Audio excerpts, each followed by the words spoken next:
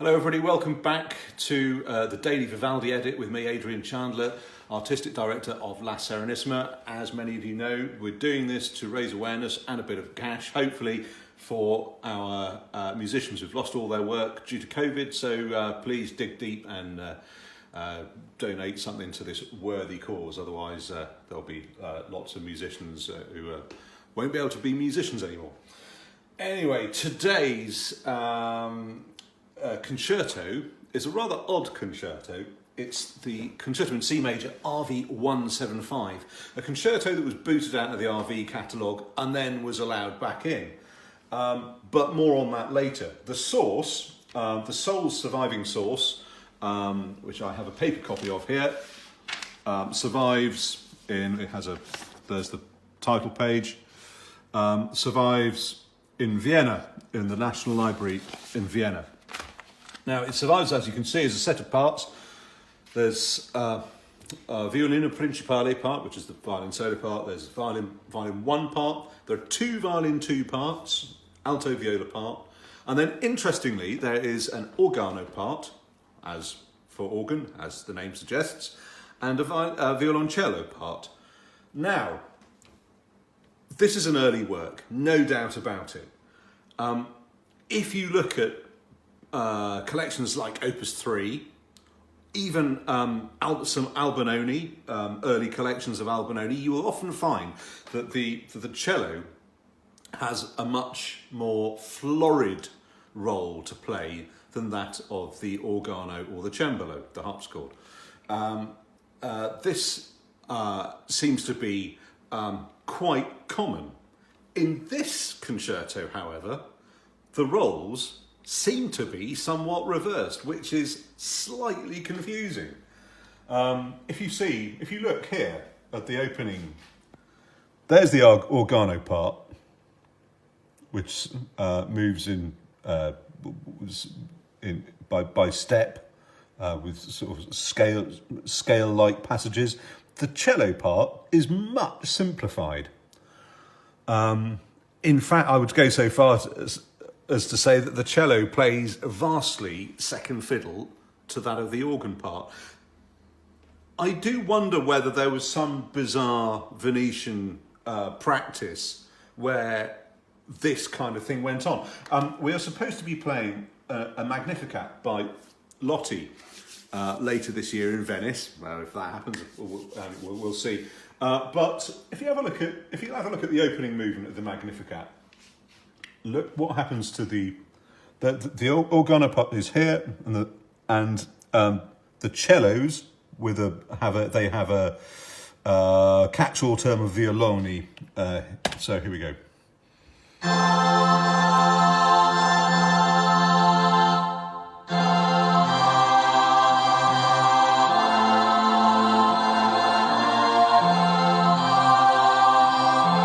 And here, the cellos drop out, and it's just organ.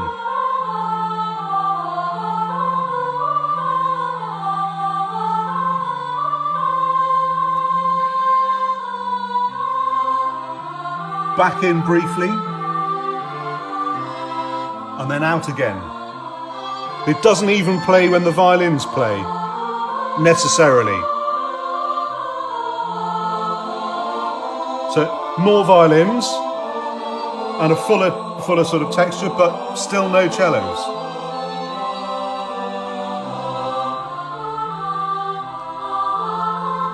You've got to wait till the full chorus comes in for the next entry of the cello part. Yeah. So it's possible that something like this might have been practiced in Venice. Having said, I mean, if you go again, going briefly back to the Lotti to illustrate my point a bit more, the Quia Fecit, the second movement, is 2 sopranos with 2 violins, organo, no cello, and that it seems to be a feature in this work of all the there you go, the deposuit, alto, tenor, bass, organo, no cello. That seems to be a feature, and though. Having said that, in the Lotti Magnificat, where the cello plays, it is more active than the organo part. And that's what is so very strange about this piece. So, I mean, did the copyist accidentally get the parts muddled up? Well, I don't think so, because if you actually look at the organo part, it is partially figured as well. Is it possible that, like in Bologna, where they had different sizes of cellos being used simultaneously, and where the bigger ones play a much simplified part than the smaller ones, is it possible that he's talking here about a larger cello?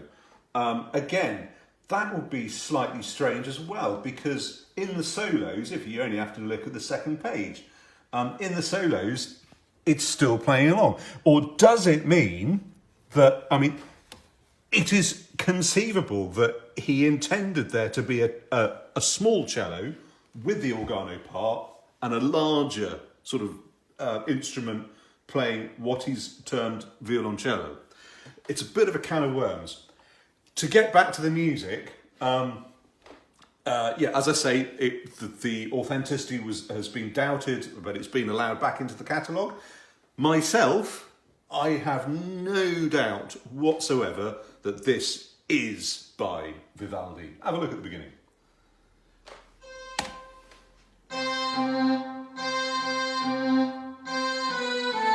So immediately we have this sort of octave texture with everybody playing in unison. Albinoni was the first guy to sort of use this in the overture to Zenobia, which is a 1694 opera. But it was Vivaldi that really went to town with it. I mean, you see it all over his music, this sort of unison octave thing going on. There's a lot of it which kind of does remind one of Leicester and Monaco as well. But also, look at the key, C major. C major. Okay, the second movement, what key are we in? Oh, E minor. Right. Now, if you have a look at an awful lot of Vivaldi's C major works, I mean, take the double violin concerto from the sort of latter years of his life that we looked at yesterday, RV 508, that middle movement is in E minor as well. Here, a very early work. What have you got? You've got C major and then straight into E minor. Have a listen to this.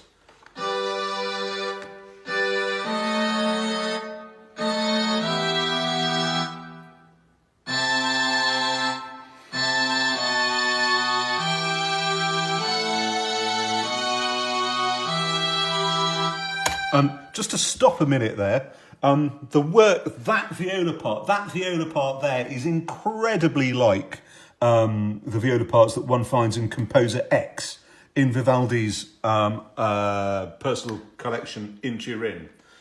We go on, and we have suddenly we have a second violin, solo violin that enters, which makes sporadic appearances from now throughout the work.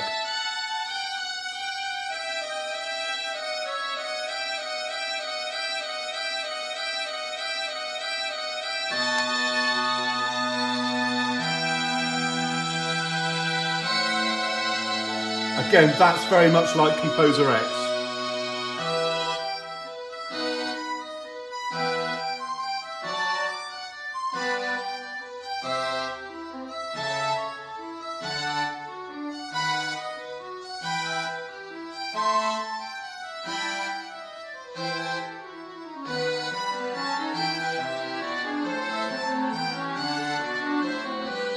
This is classic early Vivaldi.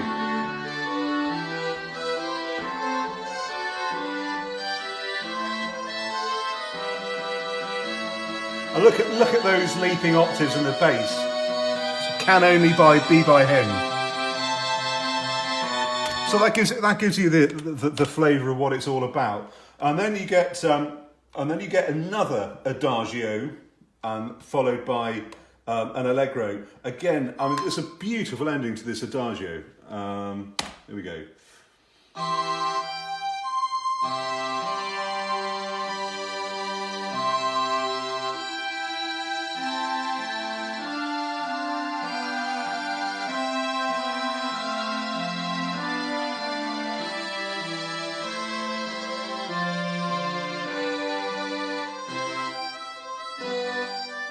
and then you're into another allegro, the end of which finishes, you sort of hit the buffers with an adagio, so it goes.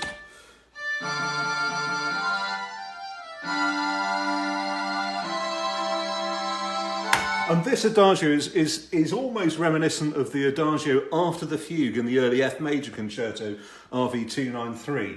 We then finish with a nice little allegro, starts with just two violins on their own. Incidentally, a theme which is very reminiscent of the finale of the C major trio sonata RV 60, another work which has had its authenticity questioned, but again, another work that I think, well, if it wasn't Vivaldi that wrote it, who was it? Because, you know, when you look at that fiddle writing, it's full of everything that he was sort of really good at earlier in his career.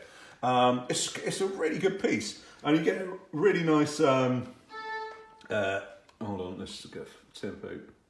Nice thing going with the basses and the violas.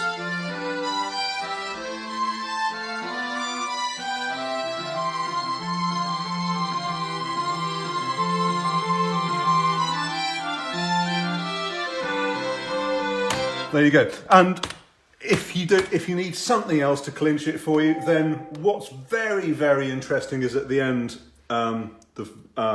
just before a tiny little 3-bar coda at the end, you get this statement from the two solo violins. Bum ba dum ba dum bim ba da biddy ba dum bum ba dum.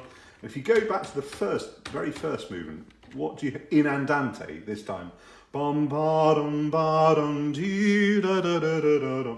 And this kind of thematic unity that people think is something that one finds in Wagner. Well, you find it in Vivaldi as well. I mean, he was such a modern composer. Particularly in his later works, you can often find themes that crop up in the last movements of concertos that he's already dropped in the opening movement. This is definitely a very early work of Vivaldi, and I'm going to give it a 9. So there. Back on Monday. Have a nice weekend.